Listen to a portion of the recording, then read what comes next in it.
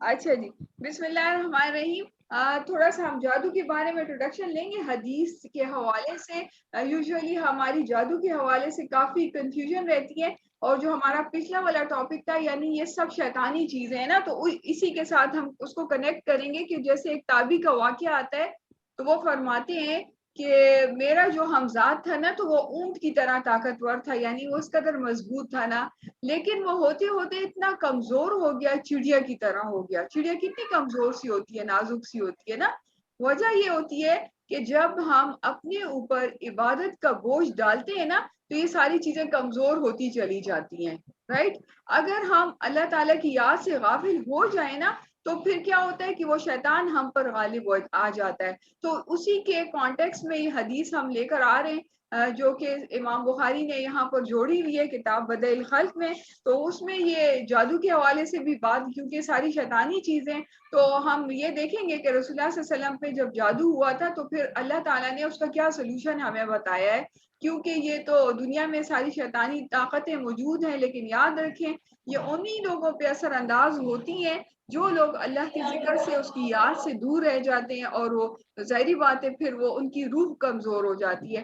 جب ہماری روح کمزور ہو جاتی ہے تو ساری چیزیں ہم پہ حاوی ہونا شروع ہو جاتی ہیں۔ اوبیسلی جب روح کمزور ہوتی ہے تو جسم بھی ہمارا کمزور ہونا شروع ہو جاتا ہے، یعنی جسم اور روح کا اللہ تعالیٰ نے ایک خاص کنیکشن بنایا ہے، جو کہ اگر ہم ڈفرینٹ اس کو ہم پڑھیں، انٹلیکچوئلس کو پڑھیں، ٹھیک ہے، یا ڈفرینٹ فلاسفرس کو ہم پڑھیں تو ان کی بھی بکس میں اس چیز کا ذکر ملتا ہے کہ یعنی کس طرح سے روح اور جسم کا اللہ تعالیٰ نے اسٹرانگ کنیکشن بنایا۔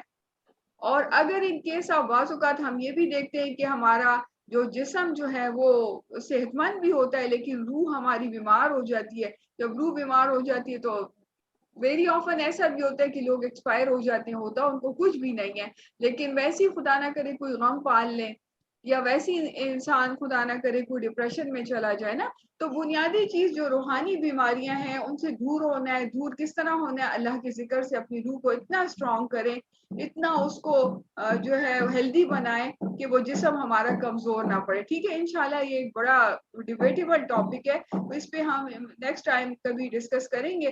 ابھی ہم حدیث کے کانٹیکس میں تھوڑا سا دیکھتے ہیں کہ پھر ہوا کیا تھا۔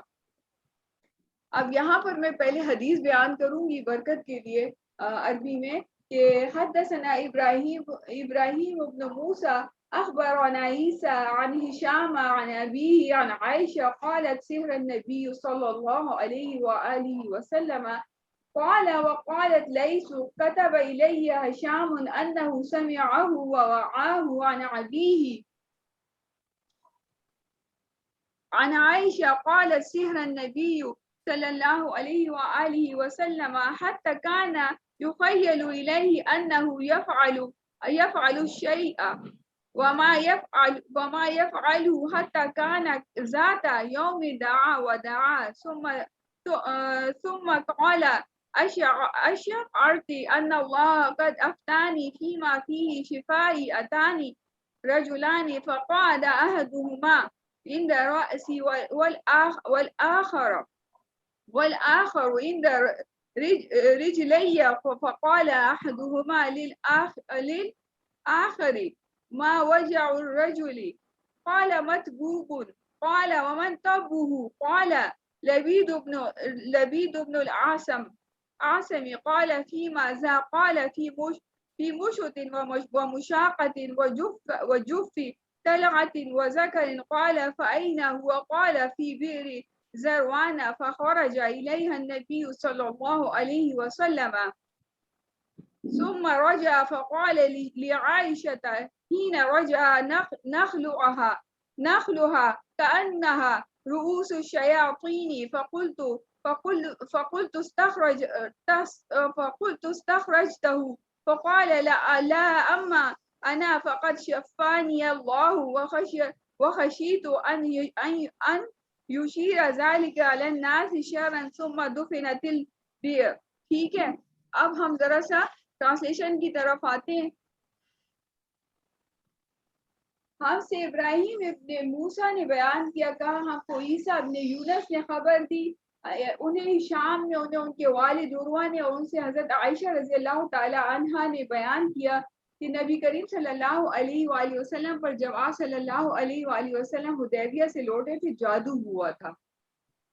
اچھا یہاں پہ آپ نے اکثر دیکھا ہوگا کہ ہم سے انہوں نے بیان کیا مثال کے طور پہ نا یہ چین ہوتی ہے حدیث کی جو صحت ہوتی ہے نا وہ چین سے چیک کی جاتی ہے۔ اگر کوئی راوی ڈراپ ہو گیا ہے تو اس کا مطلب یہ ہوتا ہے کہ وہ حدیث حسن درجے کی چلی جاتی ہے یا پھر ضعیف درجے میں اس کو کنسیڈر کیا جاتا ہے کیونکہ اس کا راوی ڈراپ ہوتا ہے۔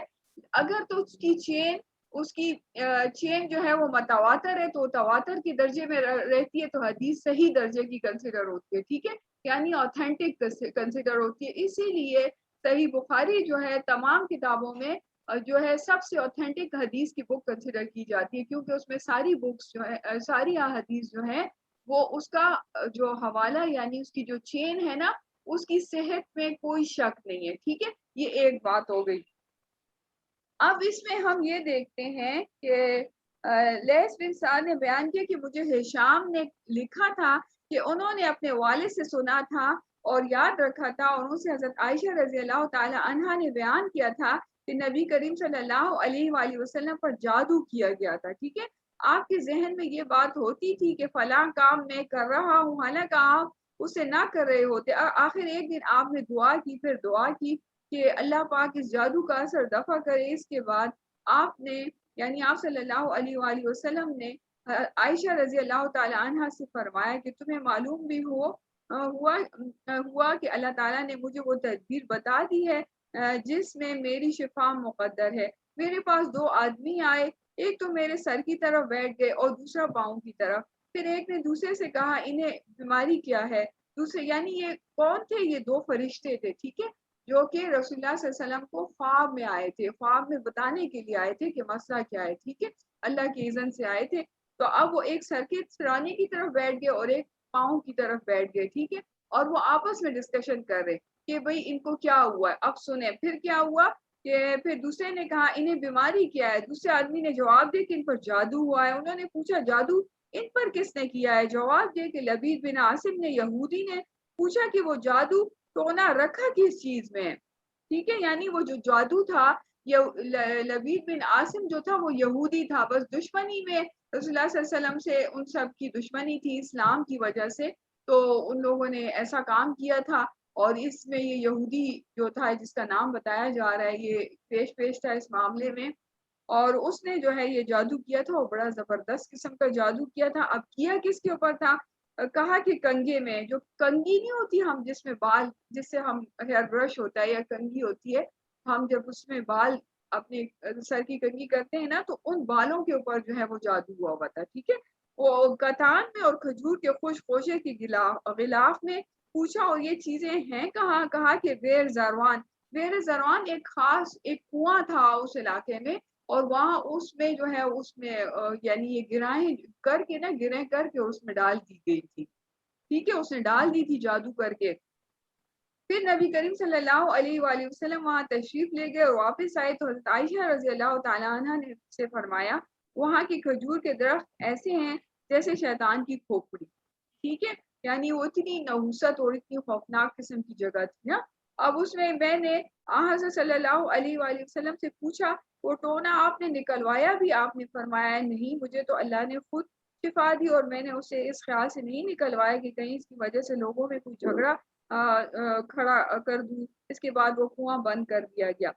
یعنی ہمیں اس چیز سے یہ بات پتہ چلتی ہے نا کہ یعنی اگر خدا نہ کرے کسی کے اوپر جادو ہو گیا تو اس میں کیا کیا کہ رسول اللہ صلی اللہ علیہ وسلم کے عمل سے ہمیں یہ بات پتہ چلتی ہے کہ انہوں نے اس بات کی تشہیر نہیں کی نا، کہ حالانکہ ان کو پتہ چل گیا تھا کہ بھئی یہ کس شخص نے یہ جادو کیا ہے اور کیا کہتے ہیں اس کنویں میں کیا کیا چیزیں ہیں، انہوں نے اس کو دبا دیا اور وہ بات کو بھی اپنے تک ہی رکھا، یعنی اس کو نہیں پھیلایا۔ وجہ کیا تھی کہ اس سے عموماً کیا ہوتے ہیں ہمارے معاشرے میں اگر ایسا ہو تو اتنی بری طرح سے فساد، جھگڑے اور وہ چیزیں پیدا ہو جاتی ہیں نا، تو اس چیز کے فساد کے خدشے سے رسول اللہ صلی اللہ علیہ وسلم نے اس فتنے کو ادھر ہی ختم کر دیا۔ اب آتے مزید اس کی تفسیر کے بارے میں یہ آتا ہے کہ مدینہ میں بنی زریق کے باغ میں، مدینہ کا جو علاقہ ہے نا اس میں بنی زریق کا جو ایک باغ ہے اس میں ایک کنواں تھا، اس کا نام کیا تھا؟ بیر زروان۔ بیر عربی میں کنویں کو کہتے ہیں نا، زروان یعنی کنویں کا نام تھا۔ اب اور اگر آپ یعنی فرمایا گیا کہ آپ اس جادو کو نکلوا لیتے تو سب میں یہ خبر اٹھ جاتی، تو مسلمان لوگ اس یہودی کو جو ہے مردود کو مار ڈالتے، اوبیسلی اس کو مارتے، پھر لڑائی جھگڑا شروع ہو جاتا، معلوم نہیں پھر اس میں کیا کیا فسادات کھڑے ہو جاتے۔ دوسری روایت میں یہ بھی آتا ہے کہ آپ نے اس کو نکلوا کر دیکھا لیکن اس کے کھلوانے کا منتر نہیں کروایا، ٹھیک ہے۔ یعنی اکثر یہ جو ہمارے ہاں بڑی زیادہ توہمات چلتی رہتی ہیں کہ وہ کوئی جو ہے بابا ہے اور وہ جادو کا توڑ بتاتا ہے اور وہ کیا کہتے ہیں تعویذ دکھتا ہے، قسم سے یہ ساری چیزیں جو ہیں بالکل اسلام میں اس کی ممانعت ہے، منع ہے، شرک ہے یہ چیزیں، اور انسان کو فتنے میں ڈالتی ہے، اور ہمارا ایمان تو ویسے ہی کمزور ہے تو وہ انسان کا ایمان میں خلل آنے کا بھی ڈر ہوتا ہے نا، تو ان ساری چیزوں سے بچنا ہے، دور رہنا ہے، ٹھیک ہے۔ اب ایک روایت میں یہ بھی آتا ہے کہ اس یہودی نے نبی کریم صلی اللہ علیہ وآلہ وسلم کی جو مورت ہے نا موم سے بنا کر اس میں سوئیاں گاڑ دی تھی۔ اب اس میں کیا تھا، یعنی یہ بھی مختلف روایات سے ہمیں یہ بات پتہ چلتی ہے کہ اس کے اندر مورت یعنی وہ پتلا سا بنا دیتے نا موم کا، جب وہ پتلا بنا دیتے تو اس کے اندر سوئیاں گاڑ دیتے ہیں، ٹھیک ہے۔ تو اس میں کیا ہوتا ہے، اس میں تانت کی 11 گریں تھی، اس میں خاص قسم کی اس نے جو ہے وہ سوئیاں گاڑ لی تھی اور گریں بنا دی تھی نا، کچھ پڑا ہوگا، منتر کیا ہوگا یا کچھ بھی کیا ہوگا اس نے نا یہودی نے، اور اس کو جو ہے پھر اس میں کر دیا کچھ طریقے سے۔ اب اس میں کیا ہے، پھر اللہ تعالیٰ نے اس کا علاج ہمیں جو سیدھا بتایا، جو ہمیں صحیح بخاری سے پتہ چلتا ہے، اس میں کیا ہے، موعظتین یعنی سورہ فلق اور سورہ ناس، ٹھیک ہے، یہ آپ نے، اور آپ ان کی ایک ایک آیت پڑھتے جاتے اور ایک ایک گرہ کھولتی جاتے، ٹھیک ہے، کھلتی جاتی۔ اس طرح جب اس مورت میں سے سوئی نکالتے تو اس کو تکلیف ہوتی، اس کے بعد آرام ہو جاتا، یعنی یہ ساری چیزیں واضح ہو گئی کہ یعنی سورہ فلق اور سورہ ناس موعظتین یہی ہے نا، تو اس کا جو پڑھتے جاتے رسول اللہ صلی اللہ علیہ وسلم نے یہی علاج کیا تھا۔ تو اب ہمیں جو کرنے والی بات ہے، جو ہمیں سمجھنے والی بات ہے، اس سے یہ بات پتہ چلتی ہے کہ کسی کے پاس بھی جانے کی کوئی بھی ضرورت نہیں ہے، بلکہ ہمیں کرنے والا کام یہ کیا ہے کہ رسول اللہ صلی اللہ علیہ وسلم کا جیسے یہ عمل ہے نا سنت میں، جو رات کو سوتے ہیں نا تو ہم جو ہے موعظتین جو ہے رسول اللہ صلی اللہ علیہ وسلم پڑھ کے ہاتھ پہ ذرا سی ایسے کرتے تھے نا کہ اس میں تھوڑی سی تھوک شامل ہو جاتی تھی اور پورے جسم پہ اپنے ہاتھ کو پھیر دیا کرتے تھے۔ تو ہم کیوں نہ سنتوں کی طرف جائیں، بجائے اس کے کہ ایسی ٹریول چیزوں کے پیچھے چل پڑتے ہیں جس کا نہ سنت میں کوئی ذکر ہے نہ قرآن پاک میں کوئی ذکر ہے، تو obviously یہ چیزیں جو ہیں گمراہی کی طرف ہمیں لے کر جاتی ہے نا، تو لہٰذا ہمیں بنیادی طور پہ سنتوں سے جڑنے کی ضرورت ہے اور رسول اللہ صلی اللہ علیہ وسلم کے نقش قدم پہ چلنے کی ضرورت ہے، کیونکہ یہ ایسا راستہ جب ہم اختیار کریں گے تو وہ سیدھا راستہ ہے اور ہمیں وہ اللہ سے ملا دے گا، ٹھیک ہے۔ تو اس کے اندر کسی قسم کی کوئی کنفیوژن یا اس میں پڑھنے کی کوئی بھی ضرورت نہیں ہے، بلکہ سیدھا راستہ اختیار کرنے کی ضرورت ہے۔ اب ہم یہ دیکھتے ہیں کہ یہاں تک تو بات مکمل ہوئی ہماری، اس کے علاوہ آپ نے جیسے آتا ہے، ہم نے اس بارے میں پڑھا ہوا ہے کہ یعنی صبح میں فجر کی نماز کے بعد 3 دفعہ جو ہے آپ نے سورہ اخلاص، سورہ فلق اور سورہ ناس اور آیت الکرسی 3 دفعہ آپ پڑھ لیا کریں نا حفاظت کے لیے۔ اسی طرح ظہر کی نماز میں ایک دفعہ پڑھ لیا کریں، عصر میں ایک دفعہ جو پڑھ لیا کریں، اور مغرب میں بھی ایک دفعہ پڑھ لیا کریں، اور عشاء میں بھی ایک دفعہ پڑھ لیا کریں، اور رات میں جب سوتے ہیں نا تو سونے میں جو آپ کو میں نے طریقہ بتایا کہ اس طرح سے پڑھ لیا کریں، انشاءاللہ تعالی آیت الکرسی اور معوذتین کی برکت سے کوئی کسی قسم کا کوئی جادو نہیں ہوتا۔ اگر ہمارے دل میں ایسا وہم ہے، یہ شیطان نے ڈال دیا، کیونکہ میں نے پچھلی حدیث جو آپ کو اس کے ساتھ اسی کے کنیکشن میں بیان کی تھی، اس کا مقصد ہی یہی تھا، یہ ساری شیطانی چیزیں، تو ان ساری چیزوں سے ہمیں بچنے کا راستہ جو یہ بتایا گیا ہے، تو اس میں وہ یہ ہے کہ ہمیں اللہ سے جڑنا ہے، اللہ کی کتاب سے جڑنا ہے، اور اللہ کے رسول صلی اللہ علیہ وآلہ وسلم کے طریقوں پہ چلنا ہے۔ اب جیسے آج ہم دیکھ رہے ہیں کہ عید میلاد النبی کی اتنی زیادہ جو ہے وہ منانے کا طریقہ، ابھی تک تو ہم نے احادیث کی کسی بک میں، نہ قرآن میں نہ حدیث کی بک میں رسول اللہ صلی اللہ علیہ وسلم کا اس طرح سے کوئی بھی جو ہے جشن آمد جو ہے منائی نہیں گئی۔ رسول اللہ صلی اللہ علیہ وسلم سے محبت کا تقاضا یہ ہے کہ ہمیں ان کے طور طریقے پر چلنا، اس کو اپنانا، سنتوں کو زندہ کرنا، یہ ان سے محبت کا تقاضا ہے، اور یہی ہماری ان سے محبت کا تقاضا ہمیں ان سے جنت میں ملا دے گا، ٹھیک ہے۔ اس کے علاوہ رضیت باللہ رب بالاسلام صلی اللہ علیہ وآلہ وسلم نبی ہے، اس کو پڑھنے کا اہتمام رکھیں، ایک دفعہ پڑھیں دن میں یا زیادہ سے زیادہ پڑھیں، کہ کیونکہ یہ اللہ تعالیٰ کو بہت پسند ہے یہ کلمہ. تو یہ جو سمجھنے والی بات ہے، کیونکہ نصاب آپ ہمارے پاس جو دے دیا گیا ہے قرآن اور سنت، ٹھیک ہے. سنت کا مطلب یہ کہ قرآن کی فردر انٹرپریٹیشن ہے، اس کی وضاحت ہے، تو اس کو ہم نے پڑھنا اور اس کو سیکھنا ہے. اور اگر ہم کسی چیز میں کنفیوژن کا شکار ہوتے ہیں تو ہمیں کسی مستند عالم سے یا فقیہ سے یا پھر جو مفتی ہیں ان سے اس بارے میں ڈسکس کر کے اپنی کنفیوژن کو دور کرنا ہے، کیونکہ دین فطرت ہے. دین میں کوئی ایسی غیر فطری چیز نہیں ہے جو کہ ہم اس کو اپنا نہ سکیں، جو ہمارے لیے مشکل ہو، بلکہ اللہ تعالیٰ نے اس کو فطرت کے مطابق ڈیزائن کیا. تو امید ہے آپ سب کو یہ بات سمجھ میں آ گئی ہوگی. تو ہم نے اس جہالت سے اور ان ایسی چیزوں سے جو کہ ہمیں گمراہی کی طرف راغب کرے، ان سے ہم نے بچنا ہے. یہی ہمارا ٹیسٹ ہے، ٹھیک ہے. تو جیسے کہ حدیث میں آتا ہے کہ دع ما یریبک الی ما لا یریبک، کہ ہر اس چیز کو چھوڑ دو جو تمہیں شک میں مبتلا کرے، اور ہر اس چیز کو اختیار کرو جو تمہیں شک میں مبتلا نہ کرے. تو جو شک والی چیز ہوتی ہے اس کو چھوڑ دیں، اور جس میں کوئی شک نہ ہو، صاف ستھری چیز اس کو آپ اڈاپٹ کریں. ٹھیک ہے، اسلام ہمیں اس چیز کی ترغیب دیتا ہے. تو امید ہے یہاں تک آپ کو کلیئر ہو گیا ہوگا. اگر حدیث کے متعلق کسی کی کوئی کنفیوژن ہو، کوئی بات سمجھ میں نہ آئی ہو، تو آپ مجھ سے پوچھ سکتے ہیں. چلیں پلیز کوئی کوشچن ہو تو کریں.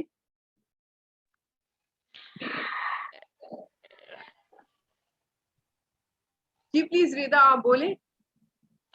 میم میں نے یہ پوچھنا تھا کہ اگر ہمیں مطلب آپ جیسے آپ کا الحمد للہ کلیئر ہو گیا ہے، لیکن اگر جادو کے اثرات ہوں تو اس کو ختم کرنے کے لیے اس کی کوئی مقدار ہے؟ مطلب سورہ موضوع تعین کی مقدار کتنی مقدار میں پڑھیں ڈیلی؟ آپ نے فجر دیکھیں، کے بعد بتایا کہ 3 ہاں دفعہ، ٹھیک ہے، باقی ایک ایک دفعہ ہاں پکایا، ٹھیک ہے، ہاں پڑھنا ہے. تو لیکن مطلب اس کے علاوہ اگر جادو کے اثار اسپیشلی کالا جادو، اللہ معاف کرے تو بس دفعہ اللہ معاف کرے، ہماری فیملی میں جو ہے سسرالی فیملی میں جو ہے بہت زیادہ مطلب ہوا ہے. میں نے آپ کو پہلے بھی بتایا تھا مطلب پرسنل میسج پہ کہ پرابلم کیا ہے. اب اس جادو کی وجہ سے نا ان کے اثرات مطلب ادھر ہمارے پورے فیملی میں ہو رہے ہیں نا. تو اس کو ختم کرنے کے لیے اس کی کوئی خاص مقدار ہے میں یا آپ ہم کو کسی بتاؤں، عالم سے؟ ہاں میں جی آپ جی کو بتاؤں، مغرب میں بھی اس کی تعداد 3 رکھیں. ٹھیک ہے، فجر اور مغرب میں 3 کریں، اور پورا جو جی دن ہے اس میں 1 رکھیں. تو میں یہ آپ کو بتاؤں کہ یہ انڈرسٹوڈ اور کنفرم بات ہے، ٹھیک ہے، کہ انشاءاللہ کسی بھی قسم کا کوئی جادو ہوگا وہ ختم ہو جائے گا. لیکن آپ نے اس کا اہتمام رکھنا ہے. جادو ہوتا ہے اصل میں روح کے اوپر. جب ہماری، ہمیشہ میں آپ سے یہ بات کرتی ہوں، انشاءاللہ اس پہ ہم ایک اچھی ڈسکشن بنائیں گے. میں آپ کو سمجھاؤں گی کہ کیا فلسفہ کیا ہے نا، تو اس پہ پھر آپ کو بات سمجھ میں آئے گی. یہ روح کے اوپر ہوتا ہے جادو. جب ہماری روح بیمار ہو جاتی ہے نا تو پھر یہ ساری جی چیزیں ہم پہ اثر کرنے لگتی ہے. یاد رکھیے، روح کی جو غذا ہے نا وہ اللہ کا ذکر ہے. اللہ بذکر اللہ تطمئن القلوب کا مطلب یہ ہے کہ اللہ کے ذکر سے دلوں کو اطمینان ملتا ہے. تو ہماری جو روح ہے وہ پرسکون ہی اللہ کے ذکر سے ہوتی ہے. ہم اپنے جسم کا تو خیال رکھتے ہیں، اس کی خوراک کا، ڈائٹ کا، یا واٹ ایور، جو جس بھی قسم کے ہم اس کے لیے جو ہے میجر لیتے ہیں احتیاط کے یا جو بھی نا، تو وہ تو ہم کرتے ہیں. لیکن جو بنیادی چیز ہے جس سے ہمارا جسم چلتا ہے، یعنی روح ہماری اس جسم کو چلاتی ہے نا، تو وہ اس روح جی کی جی خوراک کا ہم خیال نہیں کرتے. تو یہ ہمارے لیے بڑا پرابلم ہو جاتا ہے. جب روح ہماری ہیلدی نہیں ہوتی تو یہ ساری چیزیں اس کے اوپر اثر کرتی ہیں. اور جی انشاءاللہ میم. نیکسٹ لیکچر میں آپ کو اس چیز کو میں ڈیٹیل سے ایکسپلین کروں گی.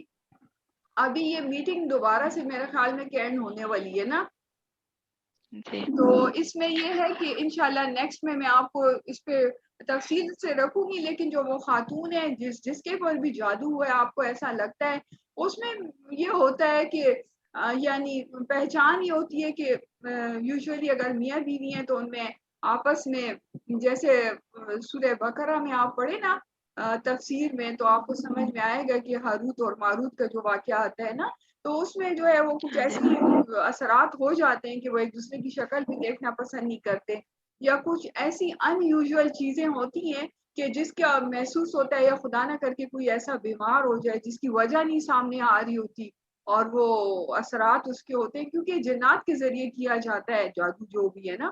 لیکن یاد رکھیں، جب ہم آیت الکرسی پڑھ لیتے ہیں تو ہم جنات کو نظر بھی نہیں آتے. تو 5 ٹائم نماز کے بعد، فرض نماز کے بعد آیت الکرسی کا اہتمام کریں. اور دوسری بات یہ منزل ہوتی ہے گھر میں سب سے یہی کہوں گی کہ منزل کو پڑھ کے پانی میں دم رکھ کر کے اور پورا گھر والے پیئیں وہی پانی پیئیں. ڈیلی آپ کا یہ روٹین ہونا چاہیے کہ وہ زبانی پڑھ پڑھ کے یاد بھی ہو جاتی ہے اور اپنے گھر میں اس چیز کو یعنی ایک ٹرینڈ سیٹ کریں. ٹھیک ہے, جب آپ اچھی چیزوں کے ٹرینڈ سیٹ کریں گی تو ساری چیزیں خود بخود لائن اپ ہوتی چلی جائیں گی. اور اگر وہی ہماری وہ اسٹیریوٹائپ تھنکنگ رہے گی نا تو پھر تو ہمارا سروائیول بہت مشکل ہے, بہت زیادہ مشکل ہے, کیونکہ ان حالات نے ہماری روح کو اتنا کمزور کر دیا اور اللہ سے ہم اتنے دور ہو گئے نا کہ سوچ ہماری اتنی سپرفیشل ہو گئی ہے اور ہماری آخرت کے لیے کوئی تیاری نہیں ہے. تو لہٰذا آپ ان ساری چیزوں کو ذہن میں رکھتے ہوئے ان چیزوں کا اہتمام کریں. یقین جانیں میں آپ کو کیا کہتے ہیں یہ اس بات کی شورٹی دیتی ہوں کہ یہ مسئلہ حل ہو جائے گا.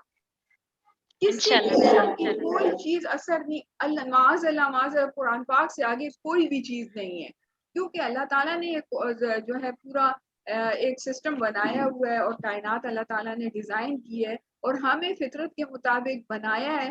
اور اگر جب ہم فطرت کے اگینسٹ چلنے لگ جاتے ہیں تو ہمارے لیے پرابلم کریٹ ہونے لگ جاتی ہے. ایسا ہی ہے نا, اب یہ کس طرح پرابلم کریٹ ہوتے ہیں انشاءاللہ ہم نیکسٹ لیکچر میں اس کو ڈسکس کریں گے. اور یہاں تک آپ کو کلیئر ہو گیا رضا؟ جی میم الحمدللہ کلیئر ہو گیا. شاباش یہاں پہ شاباش. آپ نے بتایا ہے نا, آپ کہتے ہیں کہ مطلب اثرات مطلب کیسے ہوتے ہیں, ان پہ باہر کی چیز آتی ہے میم, کیا اور وہ ہوتا ہے؟ تقریباً یہ باہر کی چیز آتی ہے نا, مطلب جنات میں سے نا, کچھ اور یہ بھی تقریباً نہیں 5 ہوتا. میں درجے. آپ کو کہتی ہوں جنات کی بھی ایسی کی تیسی کچھ بھی نہیں ہوتا. میں آپ کو کہہ رہی ہوں جب اللہ کے اوپر آپ کا بھروسہ ہوگا تو کچھ بھی نہیں ہوگا نا. اب وہ جو بھی ہیں ان کی روح اتنی کمزور ہوئی ہوئی ہے کہ وہ ساری چیزیں ان پہ حاوی ہوتی جا رہی ہیں.